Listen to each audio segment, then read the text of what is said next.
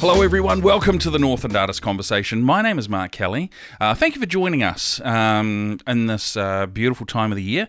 A lot of sun starting to come out, some warmer weather, and you know what the warmer weather means? That's right, time for beaches. It also means longer days as well. If you're a beach person, great.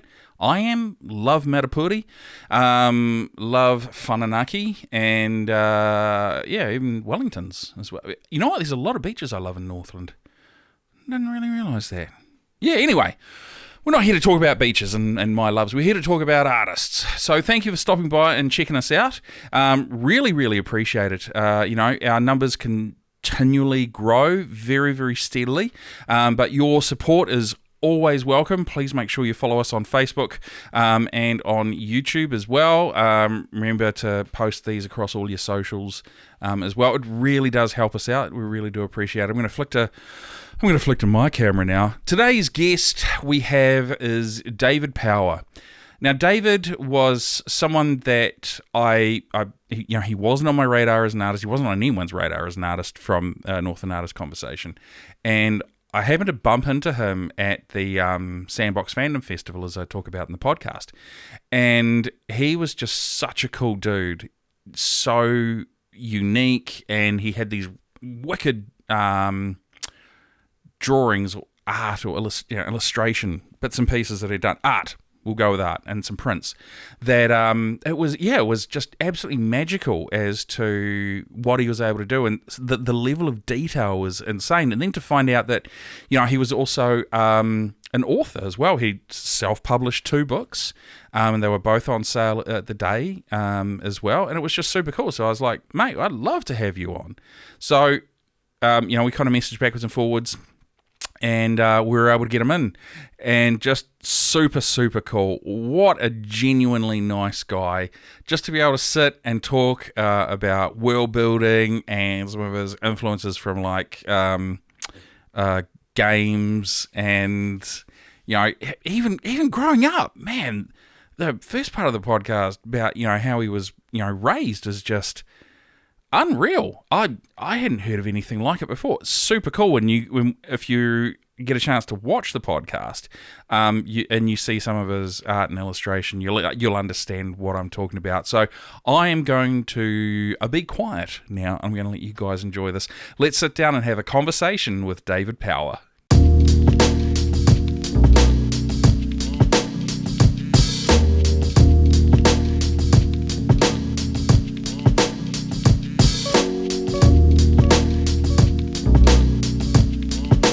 That's it with the microphones. You have to feel the space and then understand where the space is. It's like when you're performing live on stage, directors will always tell you to feel for the light.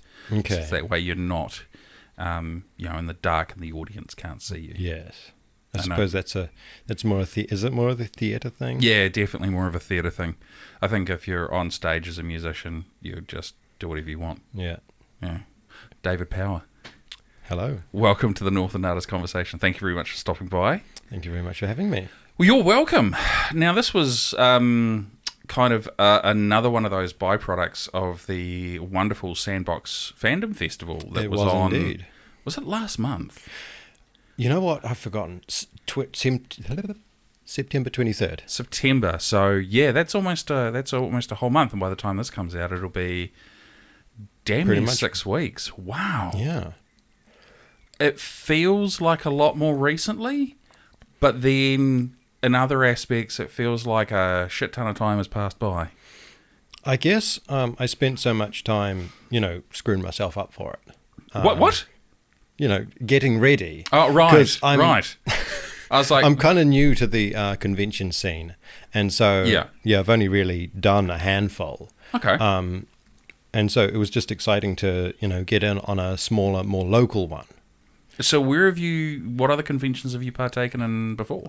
Overload. I've done Overload 2 years in a row. Do you know Overload? I haven't heard of Overload. It's primarily an anime convention held in the Cloud in Auckland.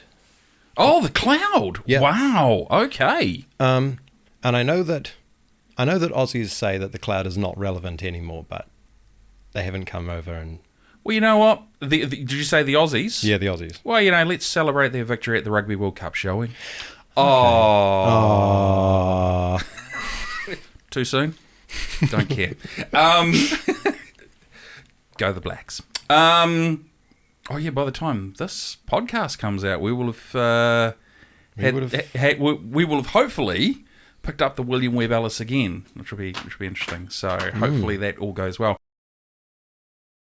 Now you are we've had people that do drawings and illustrations and stuff like that before.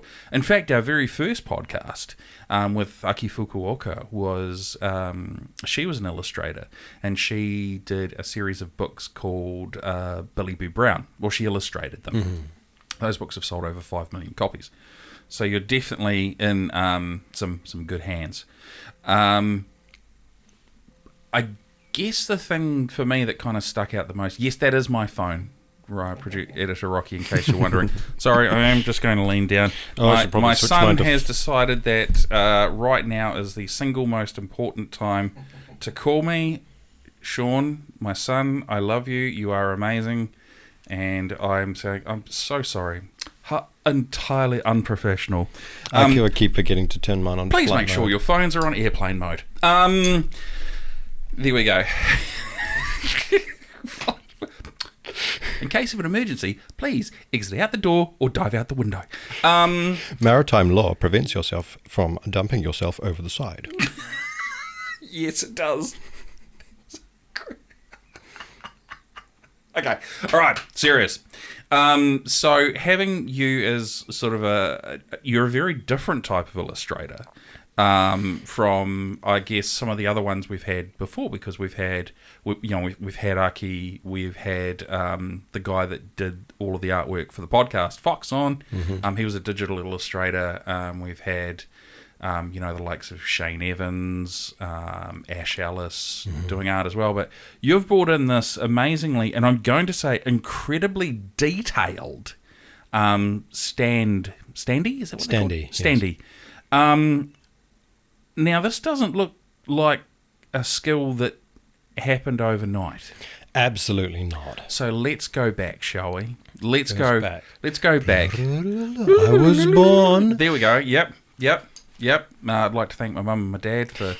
But you were born, obviously.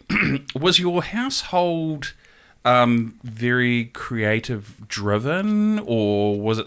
What was it like for you growing up? It was. I suppose it was quite different to what you would expect, sort of thing, because I was homeschooled and my dad was a joiner. So I spent a lot of time at home. Yeah. In between, doing school and realizing that maths was impossible. I spent a lot of time in the garage with Dad. Oh wow. He was one of those dads that collects tools. He has a 70-year-old bandsaw and a 50-year-old table saw, that kind of thing. Got a couple of good friends like that. They are so useful to have. I found out now that he's retired, he's actually got a lot of people coming to him saying, "So I've got a gate." Oh, right. That's cool. So was Dad creative with what he did? I mean, a joiner, it's kind of very point A and point B kind of go here. Or... Professionally, yes. Yeah. But on his own time, he did a lot of... he just made stuff. Oh, wow. He made a lot of stuff. He refitted a school bus that we bought into a 4-berth camper. Wow. Where everything sort of folded away and disappeared. Yeah, okay. And you lived in that? You travelled around? We actually did live in it, because for the first 6 years of my life, we lived in Stoke in Nelson. Wow. And then my parents bought a bare bit of land out in the Mootry on the other side of the bay. Okay. And we stayed there for about 8 months, I think, in the bus, while Dad built the shed. Oh, right. Okay. It's not called the shed anymore. Sorry, it's called the sleep out. The sleep out, yeah. And this is it's not a studio, it's a sleep out as well. But I digress. And then we lived in that for 4.5 years while we relocated a house onto the property, and then Dad had to completely refit that house. Wow. So working full time and then essentially working full time. Exactly. Wow, man, what a crazy way to grow up. And I found, I suppose, quite unconsciously, I learned that even if you don't have any time to yourself, as it were, you're still able to draw inspiration and produce creative stuff, I suppose. In the middle of working. Okay. If that makes sense. Like Dad never had any free time, and he had no pursuits, or I'm talking about him like he's dead. Sorry, Dad. Sorry, Dad. He doesn't have many hobbies. Right. Like, Okay. Right. We're not really a sporty family. He doesn't. He's not out golfing. No, that sort of thing. Playing cricket. Yeah. Okay. But in his work, Yeah. he creates things for himself. Oh wow. Using his working talents. Yeah. Using the stuff that using. You know what I'm trying to get at. Yeah, here. using the bits and pieces that are kind of lying around, what's available to him, yeah? His skills, yeah, the resources that he has available to him. That's amazing, that sort man. of thing. So having seen that of your father, how much of an influence did that have on you growing up? And what I guess the next question is, what is your first creative expression that you had? My first creative expression was... you know what? Before I started to draw or produce any kind of art, I narrated stories for my mum to write out. Really? And I used to narrate a lot of stories about Kipper. You know Kipper? Kipper the dog? No, I don't. I'm probably quite a bit older than you. That's okay. Oh, I didn't notice. Sorry. Thank you. But I also narrated a story about an alien called ZZZ and how he turns into Z333, that sort of thing. I was the ripe old age of 4 at the time. So, so kid's brain just the ability to just get out what's in there and just onto the page. It certainly helped having my mum to write it out for me.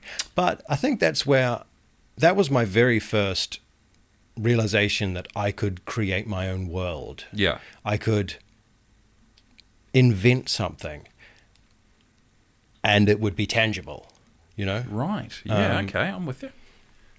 I suppose that was kind of my snap into consciousness kind of moment, to realize that I could do that.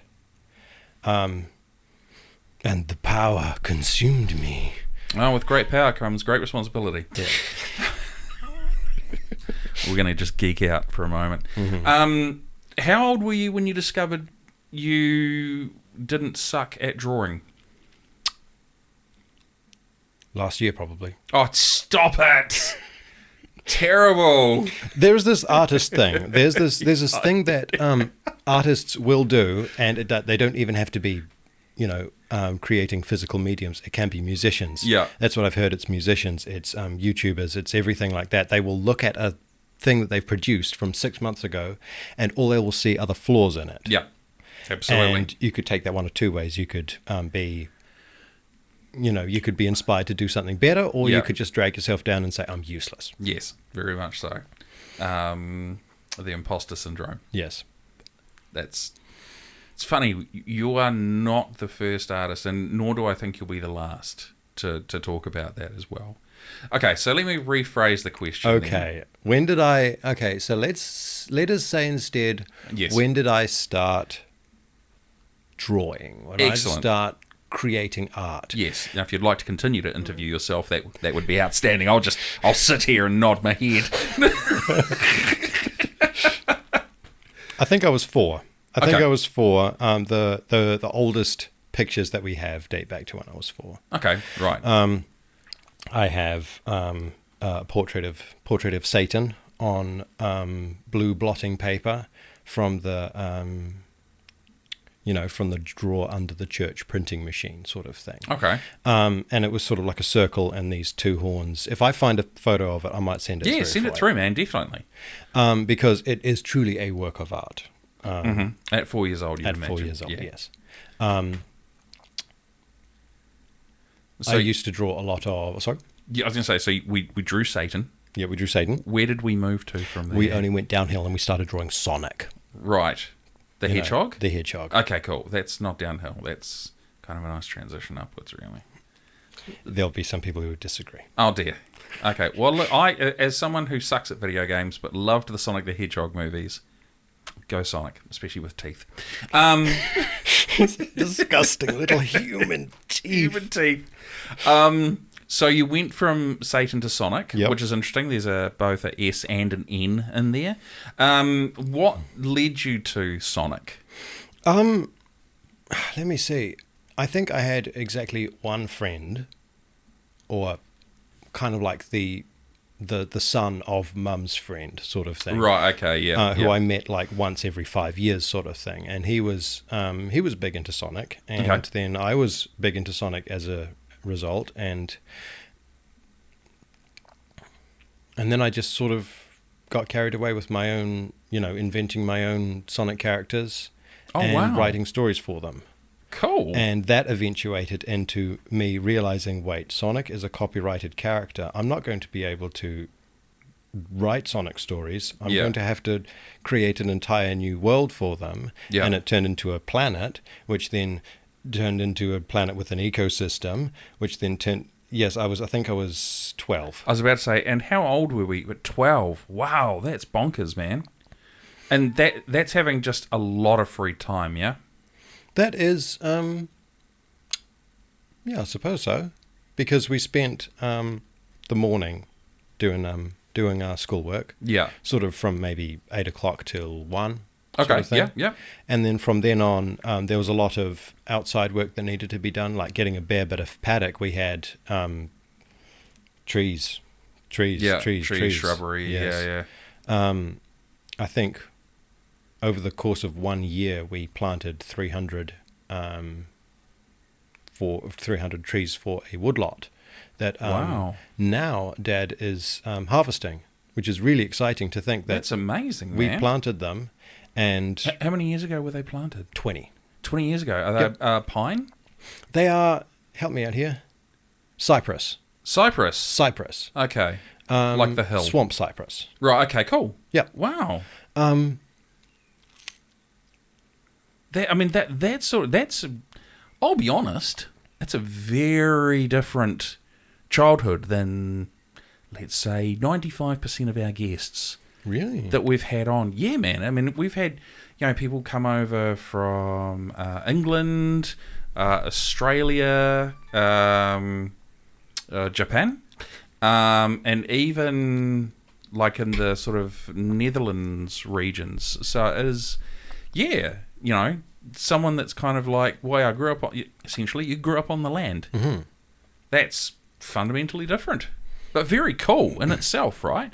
How much of that growing up do you think has seeped into your art over time? Probably a lot of stuff. Right. Because... Closer. Closer. Yeah. Closer. There we go.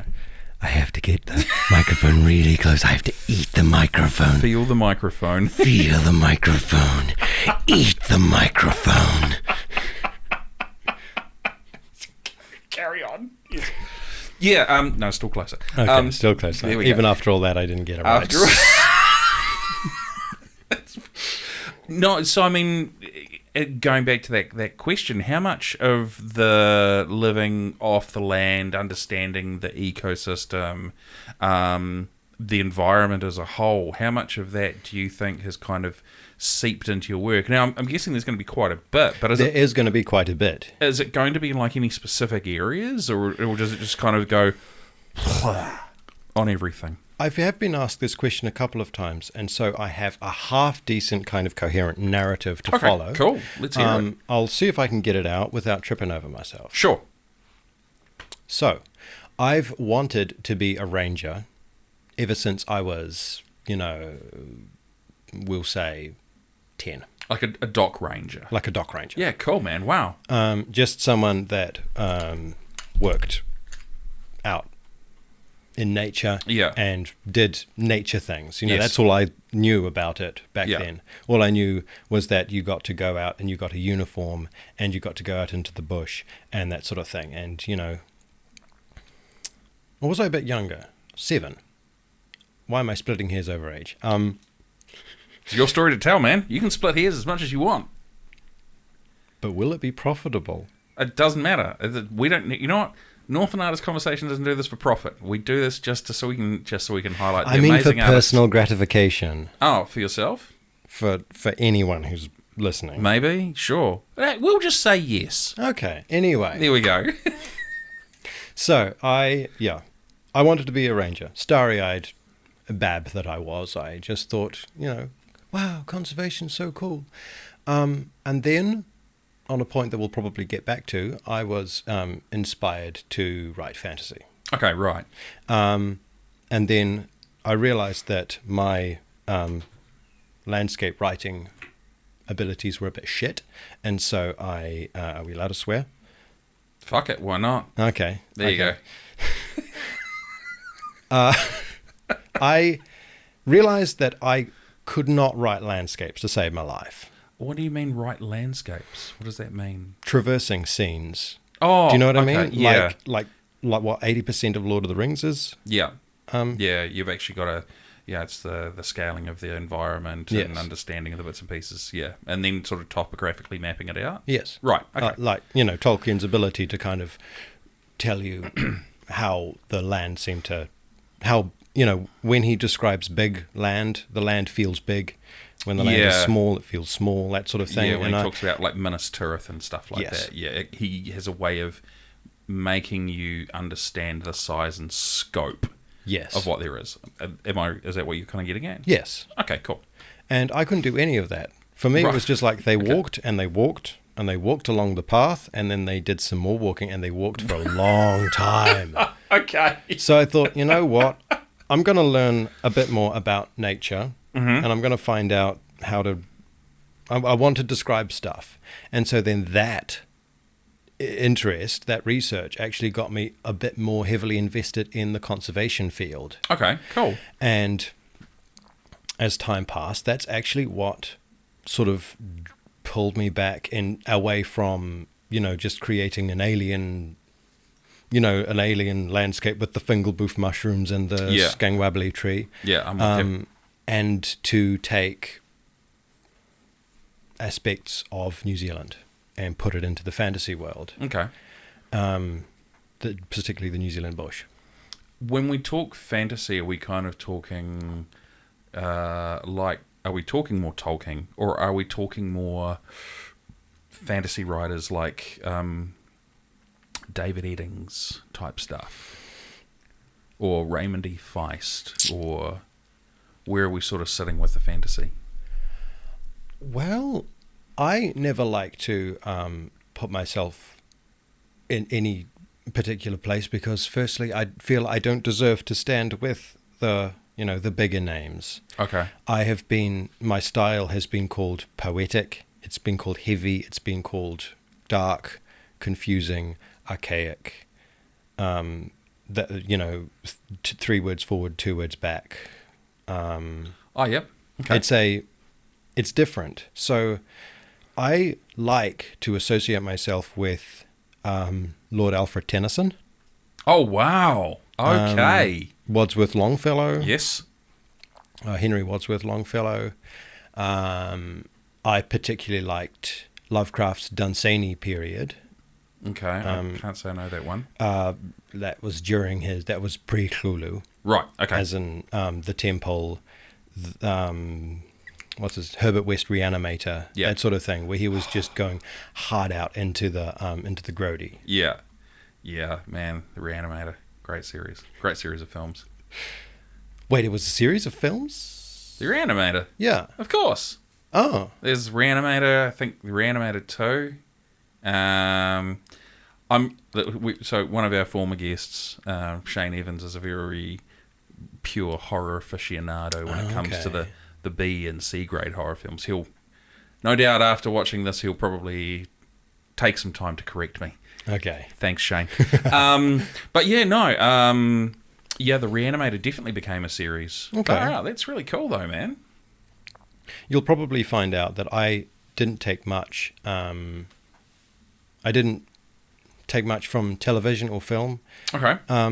I don't have much in the way of, well, because we just got sick of television around 2001.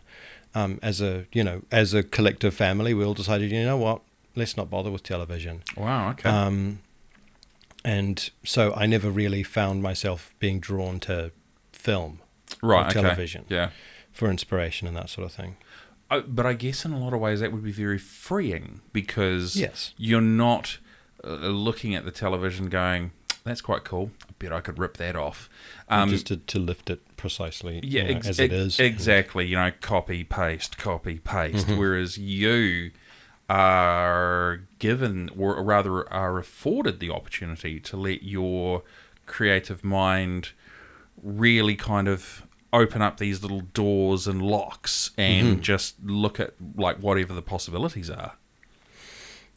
Living in a fairly, well, it's not super isolated, but living out in the sticks. Somewhat remote. Yeah. Yeah, somewhat remote. And not really being that interested in socializing and that sort of thing. And also, I think, the whole homeschooling scene. Yes. I think that's cultivated a particularly unique outlook, a particularly unique style, that sort of thing, because it's what I feel is it. I have, everyone has this kernel of creativity. Yes. And are they just going to let it sort of fizzle out and rot away? Are they going to, just add different things from, different fertilizers from different pots and try and make it grow into something weird? Or are they going to allow it to be itself and just grow into what it is? That was a terrible analogy. No, that actually makes a lot of sense, because essentially you have this seed. Think of it like an avocado seed, if you will, and you can either throw it in the bin and nothing gets done with it, or you can foster it and you can put a couple of toothpicks in, some water, it grows some roots, you then plant it, and you then, like, different soils and textures and light and rain and all of the things that it goes through will sprout, and however that comes out is however that expression sort of comes out of the artist. Yeah. Okay. To me, it's very important that an artist keeps their vision. So, I guess the next stage is kind of once you got through your, the teenage years are always the challenging years, right? They are in a lot of respects. That's usually where people say that they entered their dark years, and I suppose I was no different. Right. Okay. Can I ask how dark we got? Are we talking like full goth dark or like Satanist dark? No, not quite Satanist dark. Okay. Just the usual extreme depression and self-loathing sort of thing. Right. Okay. Yes. Yeah. However, I found out that self-medication with writing is not normal. Wait, what? I mean, it's better than self-medication than Class A drugs. I think we could agree on that. Yes. Yeah. I mean, it is better. It's safer. It is. You're not exactly going to steal from your mum and dad so you can get your next fix of biros and writing paper, are you? No. True. I'm sure it's a lot cheaper. Sorry, I had to get that out. No, that's okay. That's okay. Yes, the podcast has devolved that quickly. Okay, so you're in this darkness phase where Yes. are you just writing, or are you drawing as well, or? Actually, to backpedal a little, Okay, I started to write and draw before the Depression happened. Oh, right, okay. And so this was 2012 was when I began writing. What became the Apocalyptic and Fairy Tales. Now, that's the book series, is that right? Yes, that's correct. That is correct. That's cool. correct. Okay.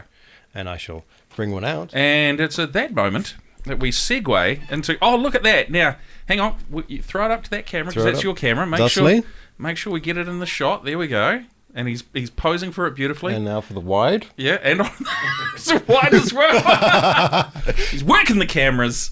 It's good stuff. Let's have a look. Yeah, go for it. Cool. So now this is book one of Book how one many? of 3. So this is the wow. As in, 2 are published. The Yeah. 3rd is sort of waiting in the wings. Right. So this is where it all started, though, right? This is published 2018. Okay. 2012 was when I began writing. Depression probably happened in 2016, 2015. Yeah. And that's when my writing went from fantasy to grimdark fantasy. Wow. Now it's interesting having a look at the cover of this book versus the standee that you've bought. There, you can definitely see that there is a particular style there. Mm-hmm. This cover Yes. actually came to me in a dream. Really? Yes. Because I used to send myself, get myself to sleep during quite an insomniac period Right, by okay. lying on my front, Yeah. typing on my little Acer Aspire Hey. until I basically Passed out. passed out. Yeah. Okay. And so, of course, I would take what I was writing into dreams, Yeah. into 'cause sleeping. It's kind of you the know. last thing that you do, Yes. right? Yeah. And so I had this dream where I was holding a physical copy of my book, and it had this cover Oh wow. with that character on it. I am going to quickly throw that up to my camera, Go for it. and then hopefully Rocky's. I just Just a little bit. it's like that. It's because it's focused on you. If you have to hold it for you. It's an incredibly detailed drawing. Now, what came first, the images or the words? I believe the characters themselves came first, Right. and then the writing, and then the illustrations. Because there is a difference there's a difference between. Oh, you can just pop it down like that. Okay. There is a difference between art and illustrating. I think you may have had people mention that before. Yes, but I still don't understand because I if someone asks me to draw a picture of Knight Rider side on, I'm your guy. Okay, what's he riding? No, Knight Rider, the car. Oh, Like Kit. Oh, my bad. Yeah. Why did I think you mean Ghost Rider? Knight Rider. No, No. not Knight Rider. Knight Rider, yes. The car, beautiful, man. I can Okay. do that thing side on with the little. I don't even know what's the back part called that pushes the car down. The fin. Spoiler, thank The you. spoiler. Yeah, I call it the table rest. It's the fish and chip holder. But yes, the spoiler. I can draw all of that side on beautifully. You know what If you my want dad... me to draw it from the other side, I'm fucked. You want me to draw it straight on? And then, I mean, we good. I got one side. It's always the front here, the end here. I don't even know if it's the left or the right side, but I can draw that like a champion. So You know what Dad's was? you The go on. Starsky and Hutch car. Hey, now that's a classic. Isn't it just? Yeah, that's then- awesome. And then he found out that they made a movie and he was disappointed. Yeah, Ben Stiller, Owen Wilson. That's a bit of a crying shame, that one. It was funny, but it was definitely not as good as the original TV series. As a fan, I It will felt say. to me like it was full of, hey, remember the TV show? That was good, wasn't it? Yeah. A lot Yeah. of sort of subtle in jokes. Yes. Yeah. So explain anyway. explain to me once again what is the difference between art and illustration, if you please. A work of art, an artwork, is a finished piece. Right. As in, you have the canvas. Yes. You, So kind of like what's up behind you. yes. Right. That Okay. is an artwork. Right. I could fish it into my magic box of tricks and show you the difference Go on then. firsthand. Let's not be shy about it. You've bought all this cool stuff. Oh, he's bought. This is so cool. He's got a folder. I always feel like he's getting ready to turn in your assignment for a school and go, "Oh, excuse me, sir. My dog ate my homework." It's awesome. So, as an example, Yes. this Oh, Oh. you've had some stuff fall out. pieces going everywhere. Bits and pieces flying Bits all and over pieces. the show. That's okay. How much No. You got everything. You're all Just good. that? Oop. Yep. And Making a fool of myself. That's okay. I'll do that later on. As I discussed with Tom, What the hell is that noise? It's on your best side. I know. It's so weird. First time it's ever happened. It's bonkers. All right, so we have Right, a so finished this work of art. is a finished work of art. Up to the wide. There we go. And Rocky's got the camera ready as well. So look at that. We're going to get some photos with serious David Power. So yes, finished work of art. Okay. It's a complete image. It's I've thought about the edges. I've thought about how far to the ends the image is going to go. Yeah. That sort of thing. I've kind of got not so much a narrative, but it's a scene. Right, okay. It's a complete scene. Yes. And you're able to look at the image and you're able to say, yes, Yeah. this is an image, something is happening, or something, this is a pose, this is two characters posing. Right, okay. That is an artwork. Okay. I get that. And now I'm going to try and put it away. And so Flick. smoothly done. Flick to the Illustrations? illustrations or a illustration. A illustration, yeah. A illustration. Of so much going on here. This is so cool. These illustrations are from the up-and-coming book. Whoa, 3. hang on. So this is stuff that no one else has seen. Correct. So we're going to get an exclusive. Yep. This is amazing. Okay, Rocky, camera at the ready. Let's have a look and see what we've got. So this is what an illustration is. Okay. You have, without context, you don't know what's going on. I have no idea. It's bordered in a very sort of square, utilitarian way. Yeah. That's not necessarily what constitutes to an illustration, but I think it's specifically the context. Right, okay. Like you don't know what's going on in the picture. You don't know who the characters are. You don't know what they're doing. You need the context of the words. What I'm looking at, right? Yes. And the words provide that context. Do you mind if I grab that? Oh, sure. Thank you. I'm just going to quickly hold that up. Oh, it's so flimsy. Sorry, it fell over just as you were taking the photo. I apologise in advance. There we go. What's going for your face? I'll hide my face. That is absolutely bonkers. If I was to look at this, you know what the first thought that comes to my mind is? Treebeard on a killing spree. That is interesting. You are welcome. I'm sure Freud would have a field day with that comment as well. Yes, and he'd somehow turn it back to somebody's mother. Yes. Absolutely he would. But that's amazing, man. This is another idea. This is another. This is an illustration? This is another example of illustration. Once again, without context, you don't know what's happening. Oh, do you wow. understand? I do. You don't know who the characters are, and you feel that they have some higher purpose. That's just, the first thing I thought of when I saw it? Dark Crystal. That was actually an inspiration.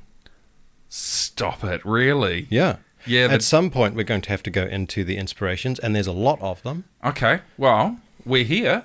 We are here indeed. Let's talk about them. I mean, Okay. to me, it's very...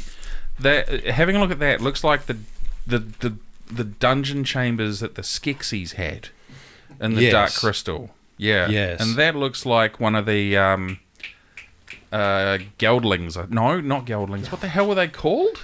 Gelflings. Gelflings. Yes. Thank you. Except just armoured up a little bit more. Like if Deadpool was a Gelfling, maybe. I don't know. So what are some of the inspirations that you have? Oh, I'm gonna throw one out there that I think it is. Okay, go for The it. environment. Yes, Way. actually. Thank you very much. I'll be here all week. Well done. Thank you, kind sir. So, what are some of the other inspirations that you sort of draw from?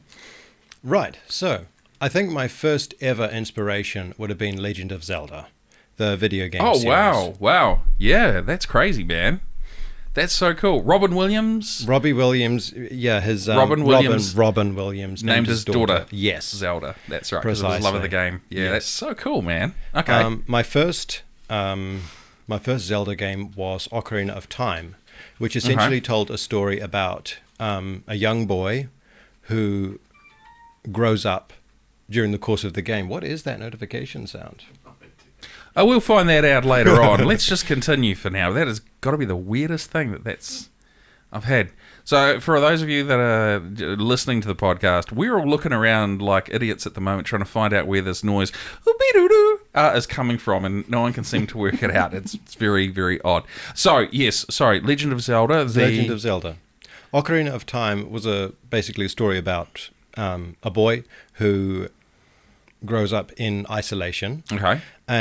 Or in a backwater part of his world. Yeah. And he basically realizes that he is destined for greatness, and then he reaches, after going through the game, he reaches the mythical Master Sword, which will transform him into the hero of time, but he's too young.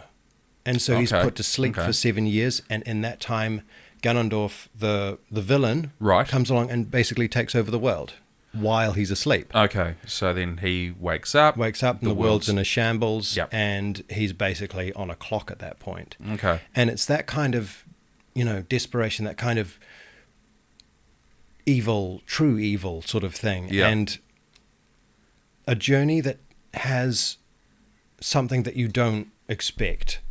I'm explaining it in a terrible way. No, but, I think you're doing fine. As someone who sucks at video games, I think you're doing a great job because I know what you're talking about, and I'm an idiot. So carry on, please. So that was a big inspiration for me, and you can probably tell because there is green in his outfit. Because the hero of time yes. wears green. Yes. Now, I have a question for you just based on what you've just said. That noise. We again, just to spite us. You know what? I have an idea, but we'll get to that later.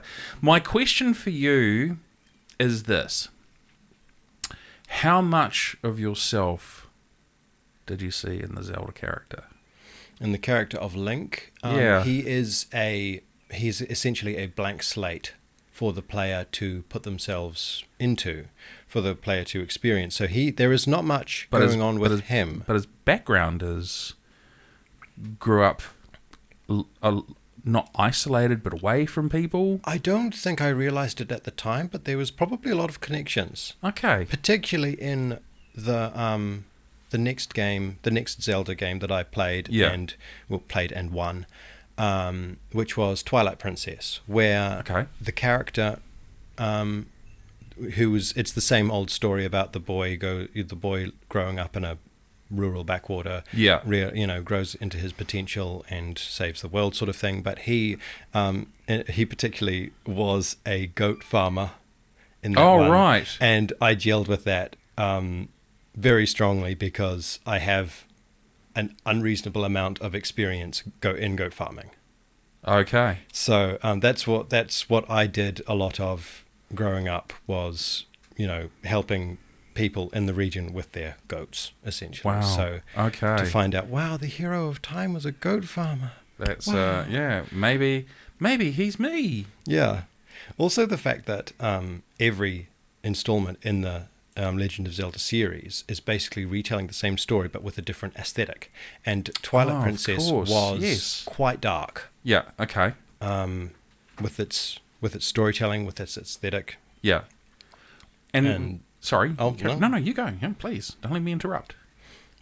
The idea that something could be something as bright and colourful as what Zelda used to be could be portrayed in such a dark way. And for me, sort of heading into that angsty teenage era of my life, I greatly appreciated that. Relatable, yes. Nice. So Zelda, the environment in Zelda, obviously two big influences. Where else do you kind of draw your inspiration from? Let me see. There are more video games. More recently, the Souls series. Dark Souls. Oh yeah, okay. I've heard of Dark Souls. Or should I say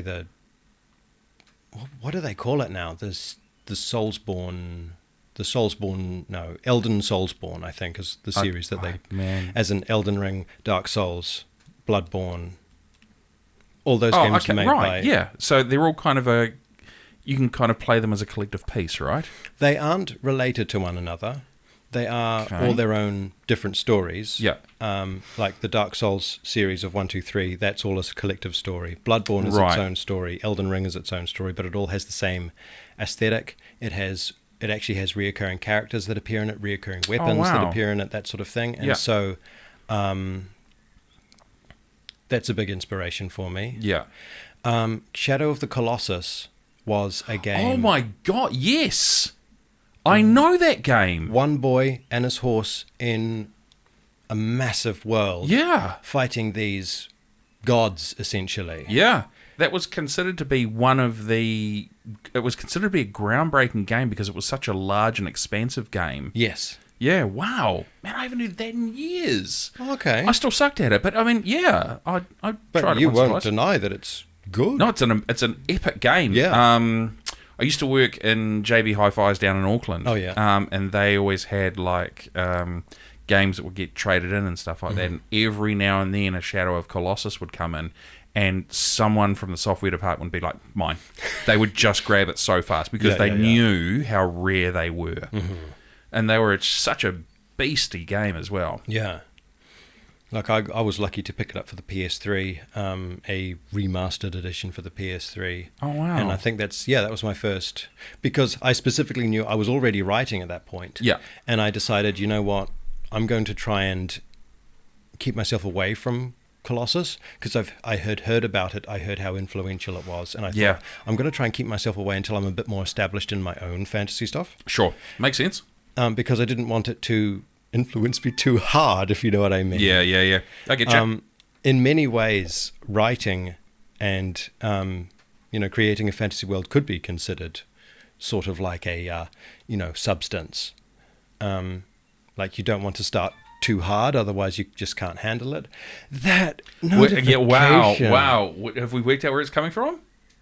Somewhere around you guys. It's somewhere near us. But there's nothing new here. So in the meantime, let me just Let's get just, up in here. This isn't about the dee-doo-doo sound that we're going to hear throughout the whole podcast. This is about you, the artist. And so, you know what I think we're going to have to do? Mm-hmm. I think when the third book comes out, we're going to have to get you back in. I would find that very exciting. Because that is a huge accomplishment. To complete a trilogy. It's been an experience. And I imagine somewhat daunting in a lot of ways as well, because, the third book... So, have you followed the traditional structure? First book sets up the characters. Second book, it turns to shit for the characters. Third book, everything kind of resolves and sorts itself out. Those are the classic tropes. It's Star Wars, Empire Strikes Back, Return of the Jedi, all over again. I reference Let me just refresh my memory by bringing up the second book and then feeling it in a very awkward manner. Yeah. Caress the book. Caress the book. Caress the book. Brilliant. Do some book ASMR. Yeah. Oh, I know a couple of authors that would like that. They've been on the podcast as well. So this will be the kind of the natural completion of it? Or are you... It's a stopping point. Right, but... in the story. Okay. I do not like stories that end. Okay. Because stories never end, honestly. Lives never end. Yeah. Like the whole, and they lived happily ever after. Well, what happened? Yeah, How did they, well, if the hero stopped heroing, he's going to have to settle down and start paying taxes now. How does he earn to pay his taxes? You know what I mean? I do, but it's so... Just thinking of Rapunzel. Rapunzel having to and she was freed from the tower and lived happily ever after until she got her first tax bill. And then she found out that the only job that she was qualified for was hairdressing. Starbucks. Not even hairdressing, because she hairdressing. didn't have a certificate. She did not. Starbucks barista. Starbucks, that was it. Oh, that's gold. That is hilarious. She had to do a crash course on baristering, and that got her about $3,000 in debt, which he had to pay off over the course of a 4-year period. Oh my God. So the big question I then want to ask is, if this is not a closed trilogy, is this you building a universe? Yes, essentially. Like Narnia, like Tolkien, I have to say that that's it, yes. like Shadow of Colossus. No, Colossus was its own contained story. But it was so expansive. It was big, but then That's what she said. Yes, it when was. Wanderer left, Yes. that world kind of just ended Yeah, around that's him, true. didn't it? Yeah. Yeah. Okay. Hadn't thought of it like that. The world began when he entered, and Yeah. when he left, It ended. yeah. Okay. But no, this while this isn't the first or the last book chronologically in the events of the world, I will point people towards this as being the entry point, I suppose. Right. Okay. Because it establishes a lot of stuff about how the world works and that sort of Yeah. thing. Going back to what you said about the setup, Yes. the layout, yes. it is essentially the whole hero's journey thing. Right. Okay. So that whole something I tell people at conventions, I want to move away from the need to make stories complex. Yeah. As in he goes and does this, but at the same time there's this other political faction that's coming in and they have a conflict of interest. Just I want to avoid that. Are we talking like how Game of Thrones? Yes. Right. Okay. Yes, because that whole story was based around incest and politicking. Mm-hmm. Moving on. Yeah. Moving on. Find it another topic. But anyway. Yeah. Okay. So for you, it's about sort of essentially keeping quite a structured through line, but having the hero's journey and all the different things that he goes through, whether the ups and downs, but that still sort of evolve around the hero's quest and journey, right? It essentially is the way he begins, the way he is, he is summoned to adventure, Yeah. and how he grows as a character and comes back. How in depth should I get with the story? Because I can talk about these vague bullet points as often as you please, but you might not get a full understanding of the world. Northland Artists Conversation are incredibly proud to support the Quarry Arts Centre. Quarry Arts Centre, amazing place, located on Selwyn Ave in Whangarei. Such a wonderfully beautiful venue. They are an art gallery and they have some amazing exhibitions, and they also hold Te Kōwhai Print Trust as well. Another really, really cool artistic endeavour that's done as well. They will have different exhibitions and shows of all different types of medium available as well, and they're such a long-standing venue in the community as well. Highly recommend you checking them out. Fantastic place. Really, really cool to take the kids and family as well. So, Northland Artists Conversation, proud to support the Quarry Arts Centre. So without sort of going into great amount of depth and detail as to, like you were just saying before about the bullet points, what would you say is kind of the overarching story and some of the fundamentals of who is the main character in the book? The main character is, his name is Rignir. Rigniad? Rignir. It's Rigniad. Rygnir. Rignir. Yes. Okay. Any particular, like, Scottish, Celtic? There's a lot of Celtic, a lot of Norse, a lot of Welsh sort of influence to the languages in the world. Oh, nice. So, what would Rignir?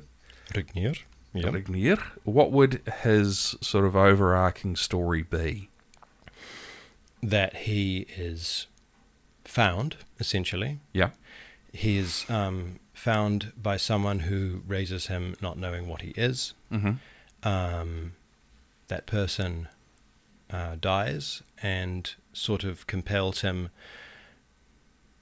Horignir to go and find someone who his foster parent mentioned. Right. Okay. And Yep. so then it's basically a slow growth into a fixation on this person, on this name, Right. and how he falls into shenanigans with characters that he meets on the way, but it's ultimately his ultimate goal is to go and find this particular person. Right. Okay. And as book 2 progresses towards the sort of cataclysmic end and things get worse and more shitty for all the other characters, Right. as well as Yeah. not just himself, Yeah. he starts questioning what is important to him. What does he actually want? And then there's kind of a breaking down of reality where he starts kind of warping what he was aiming for, like moving his own goalposts. Right. Yeah. Yeah. And kind of, well, basically he finds someone who he believes to be the person he's looking for, Okay. even though they aren't aware of this narrative that he's put on them. Wow. Either that, or the person is completely made up to him. He's Okay. just fabricated this person out of reality. Yeah. And in a world that is governed by fairy tales, where belief causes a thing to be tangible, Yes. it's very well that he actually made that person. Man, that's. No, I know. We talked earlier about, you said you'd never watched a lot of TV or film or anything like that. Mm-hmm. As I'm sort of listening to you tell me this story, I'm reminded of a film called LA Confidential, starring Russell Crowe, Guy Pearce. Mm-hmm. And Guy Pearce, Russell Crowe is kind of the hothead character, always quick to a fight. Yep. And Guy Pearce is always the do diligent one. Mm-hmm. But Guy Pearce's character, his father was killed, and they never knew who it was. Mm-hmm. And they were searching for someone called Rollo Tomasi, and that was just a fictional name that he gave him. Mm-hmm. And then we find out later on in the film, is Rollo Tomasi a real character, or is he someone who's been fictionalized by Guy Pearce's character? Interesting. Yeah, yeah. Okay. And it's a very much 1920s, 1930s film noir Mm-hmm. type thing. Shot, I think it was shot late 90s, early 2000s. But yeah, I mean, that's probably the only really real thing I could kind of relate it to. I grew up on far too many movies and TV shows, Mm-hmm. of course. I guess my last question I sort of have for you is book 3 Yes. is in what stages at the moment? The manuscript is finished. Okay, wow. It has been edited, and it's ready, steady to go. All the prompts are put in for where the illustrations should go, Yeah. and all the illustrations are made. Done by you? Yes, by me. Wow. The only thing left is to rustle up the funds for it, really, because I'm self-published. Yeah. Because, well, that's the only way I can get my work as unadulterated as possible. Yeah. Yeah. Because a regular publisher would want their own editor approval to go through it. and stuff like that. Yeah. Well, not so much the approval, but they'd want to go and kind of homogenize it into something that's more consumable, Palatable. Yeah. Yes. Yeah. Okay. So by going through a self-publishing house, Yeah. it's a lot of money, but I can produce something that I am truly happy with. Mm. And so my wife and I were considering doing a Kickstarter, actually. Or GoFundMe? No, GoFundMe is more for, what's it called? For charity and humanitarian, yes. that Yeah. sort of thing. Kickstarter is specifically for projects, There, that man. sort of thing. So another author that we've had on here once is Michael Boter. He did very, very knowledgeable in the self-funding for self-publishing, because he's done Okay. that for a number of his own books. Mm-hmm. So if you have a search on the internet and kind of hit him up, he'd probably be able to give you some guidance on how to like get funding, because that's actually what he's done recently. Okay. He's got a book of short horror stories that he did some fundraising for like the artwork and the first print run and stuff like that. So yeah, I'll Interesting. give you the details. So yeah, wow. Does it's obviously quite a sensitive question, but is it expensive to self-publish? Oh, very. I'm not going to make a secret about it. Okay. It's, Are we talking like thousands? yes, we are talking like thousands. Wow. Okay. And it was fairly easy for me in the back in the days when I had very few hobbies and ate only eggs and rice. Oh yeah. The bachelor life, Yes. And then time passed and I got married and realized, wait, I have to look after myself. You do. Eggs and rice just simply won't cut it. Yes. Got to throw some greens in there as well. Yes. Yeah. Oh. Oh, damn it. Okay, so I'm going to put you on the spot. Yep. When do you think the release date will be? That is a spot. It is a spot. That is a good question. That's a Anyway, great question. thank you for having me today. So you don't actually have... I have no idea. Okay. I really have no idea. Yeah. We were hoping to get a Kickstarter out, by the end of this year sort of thing. Right, nice. Or at least get it set up and ready to go. Yeah. But no, it'll happen when it happens. Cool. In the meantime, there's going to be other projects that are sort of Yeah. going to rear their head sort of thing. The only things I've been selling at conventions have been my books and prints. Yeah. Excuse me. Yeah. But that will have, I'll eventually sort of stretch out into board games. Oh, wow. Card games. Yeah. That sort of thing. Yeah. We've been working on quite a few of those at the moment. And so they'll probably happen. Yeah. And then, I don't know, I may end up like Stephen King in The Dark Tower, where, they published the first book in the 70s, the next book in the 90s, and then the next book yes. in like 2011 or Yeah. whatever it was. That sort of thing.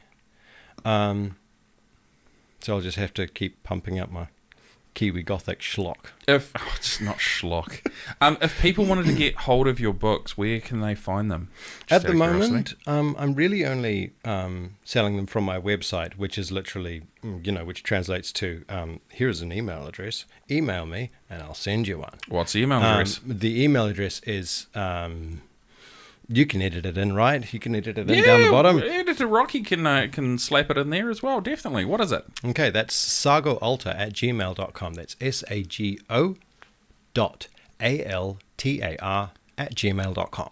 There we go. He's actually writing it down as we He's speak, which writing is it very down cool. now. So we'll throw that on the... Do we want to throw it on the wide or his close-up? Let's throw it on his close-up, shall we? On my close-up, so I'll On have the to do it close-up. down here. Yeah. SAGO.ALTAR@gmail.com. Perfect. And that's exactly what I do as well. Very cool.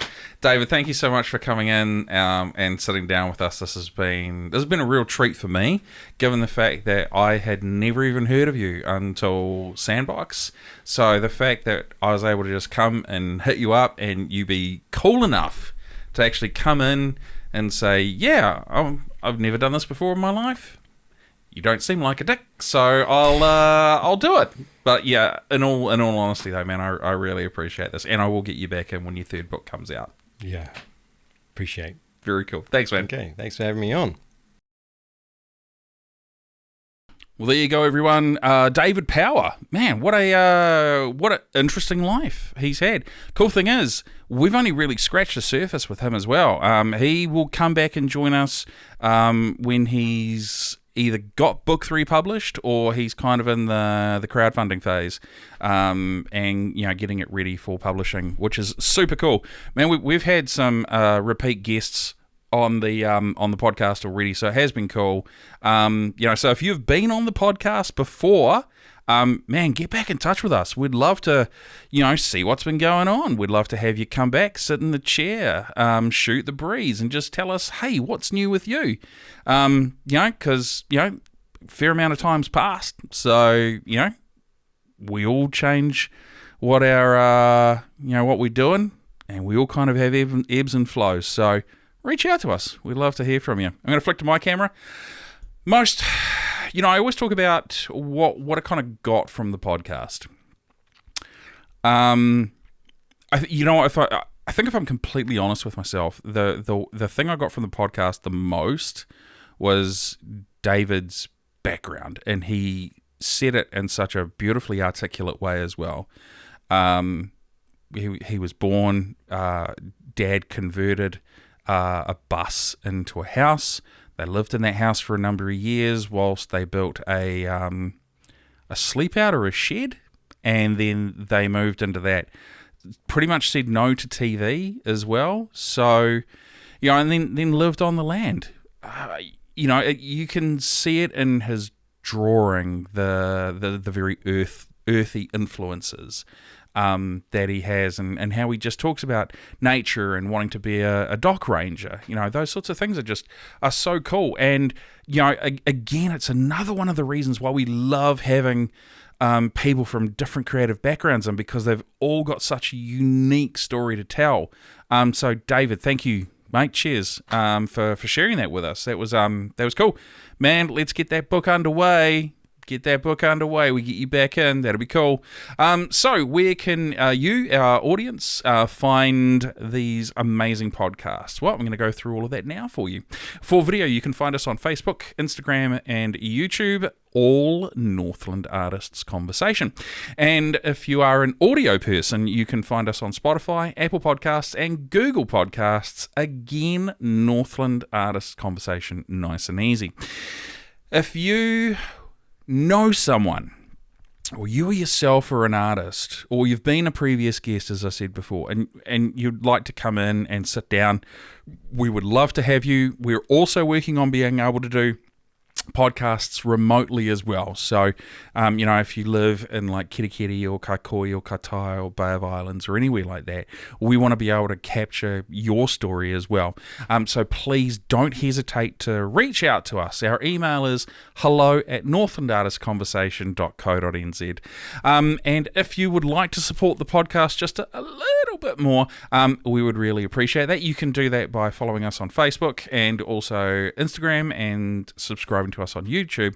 Those things are great, but we also have a wonderful Patreon page as well. Our patrons are people that donate a little bit to us every month. It's just a way of saying, we really support what you're doing. We think it's amazing. We've got 2 tiers. The first tier that we have is called Cup of Coffee, and that's $5 a month. And that's just a way of saying, really appreciate what you're doing. Keep it up, guys. Second tier we've affectionately called Coffee Addict, and that is $20 a month. But you do get a few extra perks that you don't get with the $5 cup of coffee tier. You get a shout out. You get to know what guests are coming up in advance, and you also get to ask the guest a question. So if there's a guest that's coming up that you would like me to ask a question of, you just simply email or get in touch with us through Patreon, and I'm more than happy to ask that question for you. So I'm going to give a shout out to our patrons now. I'm going to give a shout out to Lauren Roach, who has been absolutely amazing. Thank you so much, Lauren. Michael Boter, Mr. Boter, thank you so kindly. Your new book is, I imagine, very, very close to publication, if not out at the moment. We've also got Maggie Coco. Maggie, I hear you've been doing some absolutely amazing things, so hit us up. Come back in. We'd love to know more. And also Jenny Purchase. Jenny, I hope the book comes together beautifully. Can't be too far to go now. That'll be very exciting. Now, you can find us there's 2 ways. You can go to Google and you can type in Patreon. That's Patreon. Top right-hand corner. Log in, create an account, then search Northland Artists Conversation, and then just pick your tier from there. Second way you can find us is you can go to a nice easy web address, www.patreon.com/Northland Artists Conversation. We like to keep it simple. Again, create your account, log in, pick a tier, and then you're done. Your support is very, very much appreciated, and we would like to sincerely thank our current patrons at the moment and anyone that wishes to join and support us onwards. I'm going to go to my wide camera now. It's been an interesting week. And I can say that from a very reflective place. We're still continually upgrading with what we do at Northland Artists Conversation. We're looking at continuing to grow and expand and get better. We've got some cool ideas coming up for 2024. So please make sure you stick around. Follow us on our socials. We would love to hear from you guys. My name is Mark Kelly. I am the host of Northland Artists Conversation on behalf of myself and the rest of the team. Thank you very much for checking us out, and we will see you guys real soon.